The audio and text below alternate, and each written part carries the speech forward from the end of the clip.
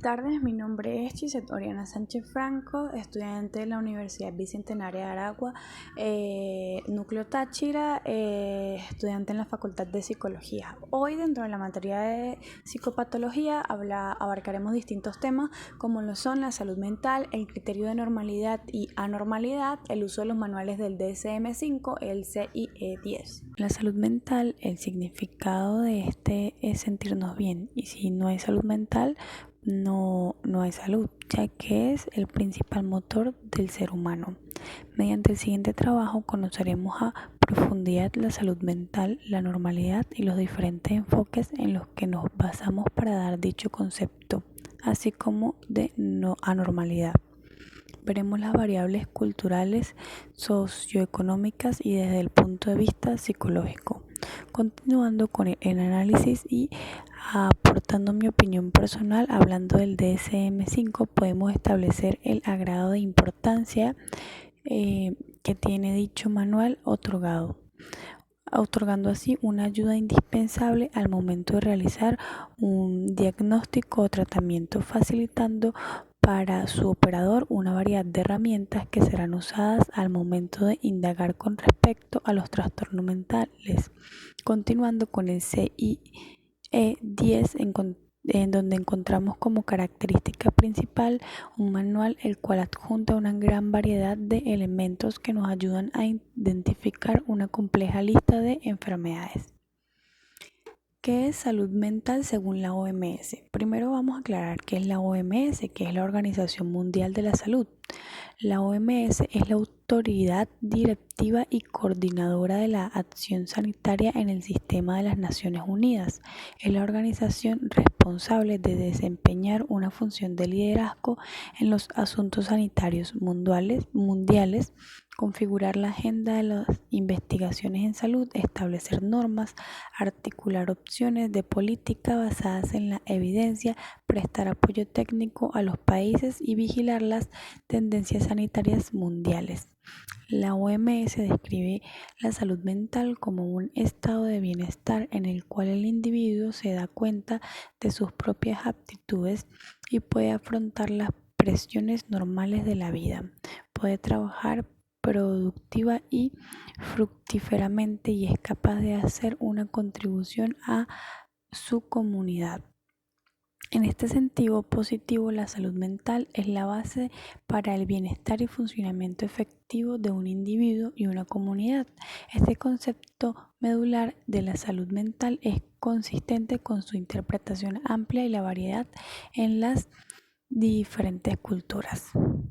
Aquí quiero abrir un paréntesis para mencionar ciertos datos estadísticos que me parecieron relevantes. El 50% de las enfermedades mentales en adolescentes en el mundo surge antes de los 14 años. Las enfermedades mentales son la causa más frecuente de incapacidad en adolescentes del mundo y afecta a todos los aspectos de la salud y el desarrollo, tanto físico, mental y social.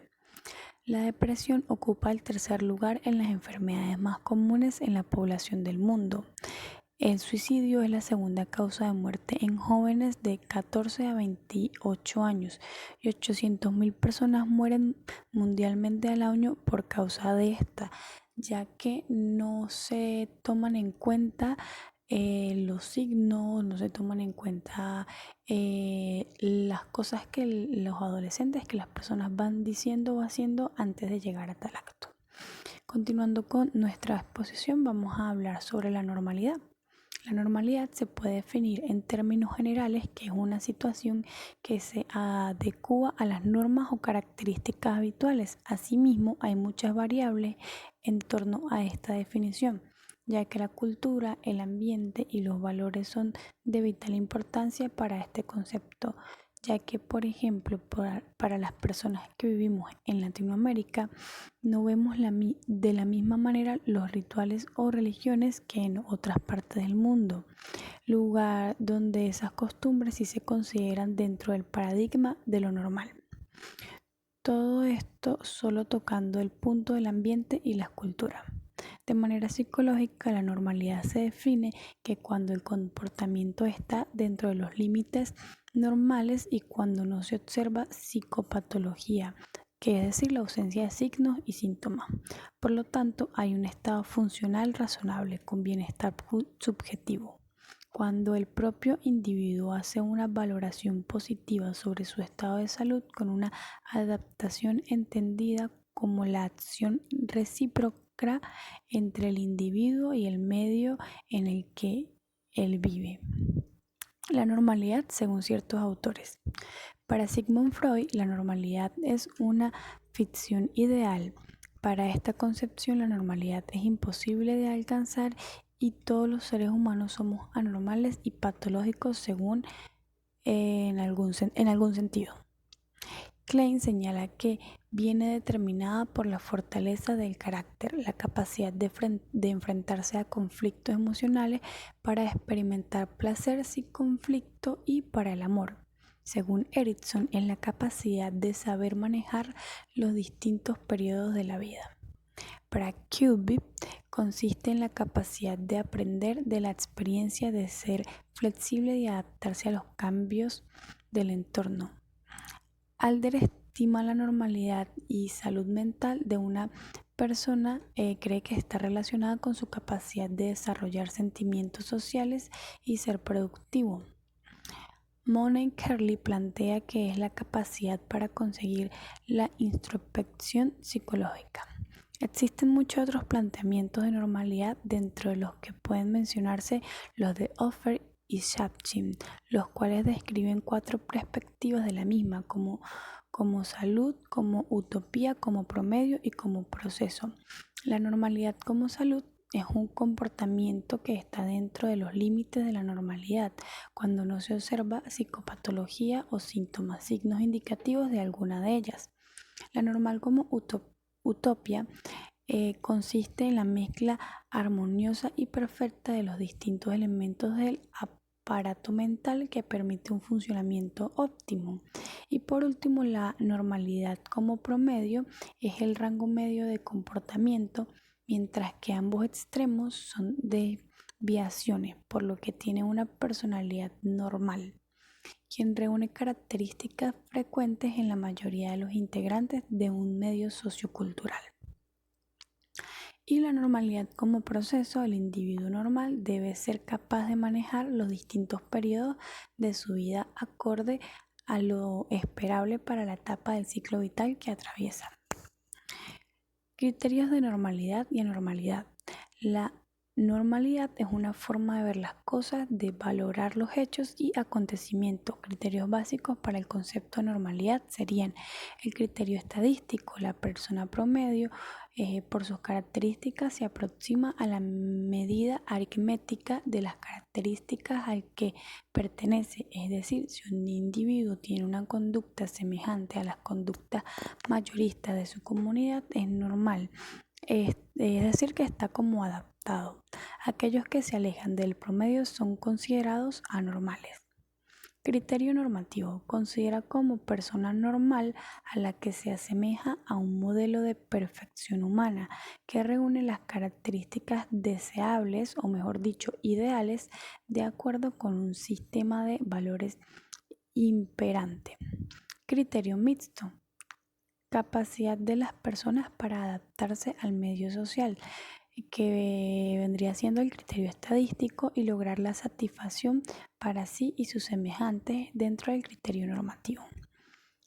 La psicología anormal es la que estudia los patrones inusuales del comportamiento, emociones y pensamientos que pueden o no estar asociados al empeoramiento de enfermedades mentales de mayor importancia.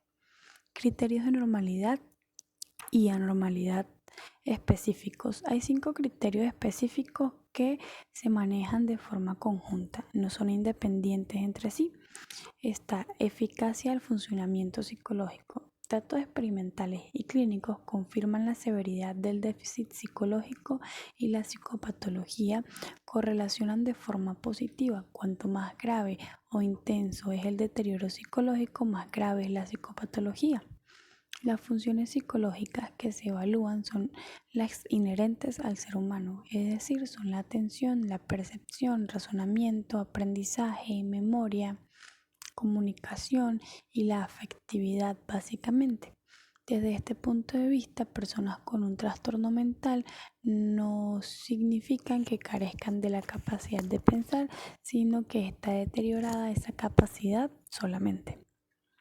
Eficacia del funcionamiento social. La base de este criterio está en la relativa incapacidad de la persona para, en primer lugar, estar eficazmente conformado con el modelo cultural y, en segundo lugar, evitar comprometerse en acciones que difieran de forma drástica de la norma cultural. Se usa el criterio para describir la forma básica de incapacidad de comportarse a unas acciones. Grado de autocontrol consciente. El deterioro de autocontrol consciente es el criterio aislado más decisivo en psicopatología. De los 5 criterios, el más determinante para marcar la normalidad o anormalidad sería este criterio, ya que al saber controlar nuestros impulsos de rabia, ira, entre otros, es un signo de autocontrol de salud mental.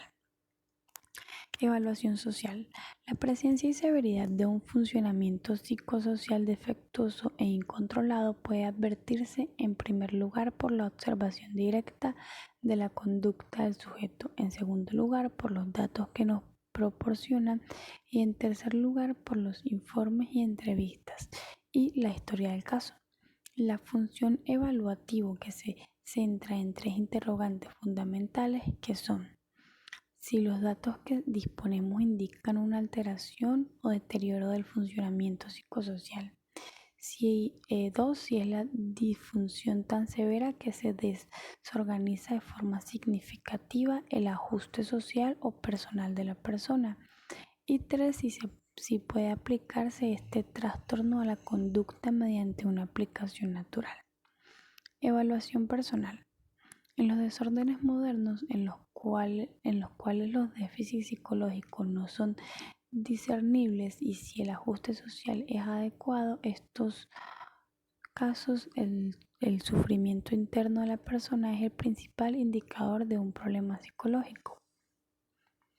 Si una persona es diferente en cualquier aspecto, ¿se podría catalogar como anormal a nivel psicológico? Bueno, teniendo en cuenta que lo normal pasa a ser todo aquello que la población manifiesta con más frecuencia según la edad, raza, origen, nivel socioeconómico y entre otras cosas, enfocándonos en la perspectiva psicológica, el concepto de normalidad se relaciona con salud. Cuando el comportamiento está dentro de los límites normales y cuando no se observa patología, por lo tanto el hecho de que una persona sea diferente en algún rasgo de personalidad o físico, pero estando dentro de los límites normales, no es necesaria la etiqueta de anormalidad, ya que no existe una patología, es decir, ausencia de signos y síntomas. Además que la anormalidad corresponde con aspectos tales como sufrimiento, desadaptación, como la incapacidad de resolver eficazmente una situación nueva o un conflicto. El individuo desadaptado es incapaz de enfrentarse a las tensiones de la vida en sociedad y a sus exigencias psíquicas y físicas con irracionalidad. Manuales de diagnóstico. Conocer y entender la clasificación de las enfermedades mentales es de suma importancia para los profesionales de la psiquiatría y para las personas en general. Esta clasificación también se conoce con el nombre de taxonomía psiquiátrica. Cabe mencionar que dicha clasificación es la base para el diagnóstico y los posibles tratamientos que ayudarán en la recuperación del paciente con algún tipo de enfermedad mental. En la actualidad se cuenta con 2 sistemas que permiten establecer la taxonomía psiquiátrica en los pacientes que han sido establecidos por 2 organizaciones. La 5ª edición del diagnóstico del Manual Estadístico de los Trastornos Mentales, DSM-5, es una guía turística, por decirlo de cierta manera, utilizada por los médicos y otros profesionales de la atención sanitaria en los Estados Unidos, así como muchas otras naciones del mundo. El DSM-5 es un volumen estandarizado que detalla y clasifica los trastornos mentales para la mejoría de diagnósticos del tratamiento de investigación en el campo de la psiquiatría. El CIE-10, Es un manual de clasificación internacional de las enfermedades y trastornos relacionados con la salud mental. Es un manual descriptivo y diagnostica con resultados para cada uno de ellos. El DSM-5, el Manual Diagnóstico y Estadístico de los Trastornos Mentales.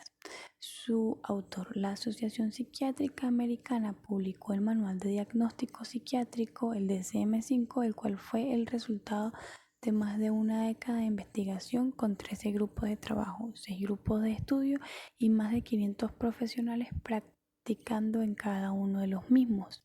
Tiene distintas versiones: DSM-1, DSM-2, DSM-3, DSM-4, DSM-5-TR y DSM-4-TR y DSM-5.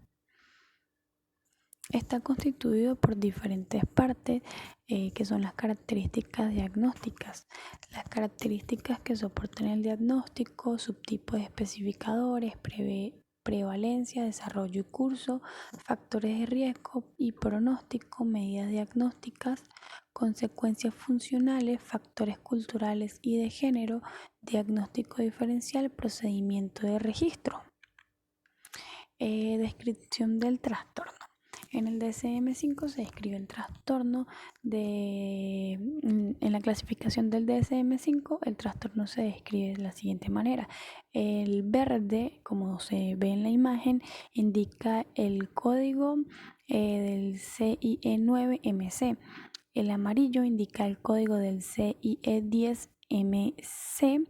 El rojo indica el nombre del trastorno y el azul indica el número de la página de textos o criterios correspondientes.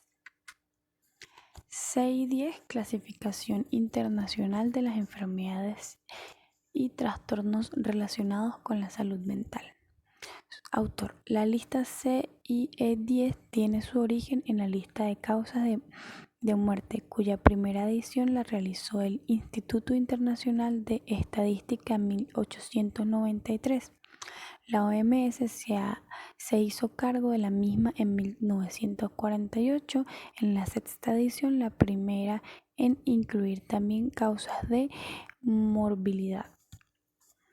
El CI10 contempla dentro de los trastornos del comportamiento y de las emociones del comienzo habitual en la infancia y la adolescencia los llamados trastornos hipercinéticos, justo con los trastornos disociales y en las emociones mixtas. Volumen y versiones. El CIE10 se edita en 3 volúmenes, el primero de los cuales contiene la clasificación propiamente dicha, ordenada por aparatos, sistemas y especialidades, y cuenta con una clasificación adicional para identificar el tipo histológico de los tumores. Está el CIE9 y el CIE10. Clasificación del CI10. Cada afección puede ser asignada a una categoría y recibir un código hasta 6 caracteres de longitud en forma de X00.00. Cada una de las tales características puede incluir un grupo de enfermedades similares. Los siguientes códigos se utilizan para la clasificación estadística internacional de enfermedades. Problemas relacionados con la salud. El primer carácter del código es una letra. Cada letra se asocia a un capítulo en particular. La letra que se comparte al capítulo 2, capítulo 3, la letra H se comparte entre el capítulo 7 y el capítulo 8. Como referencia tenemos la imagen que nos explica más detalladamente lo que mencionamos.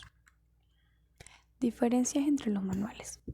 Está el nivel de especificidad. Los trastorno mental o clasificación general de las enfermedades. Uno de los principales aspectos en los que podemos encontrar elementos diferenciales entre el DSM-5 y el CI10 se encuentra en el hecho de que mientras el DSM es un manual de referencia centrado en los trastornos mentales, la CIE es la clasificación internacional de enfermedades incluyendo no solo las alteraciones de la psique, sino el conjunto de trastornos y enfermedades médicas que pueden aparecer en el ser humano.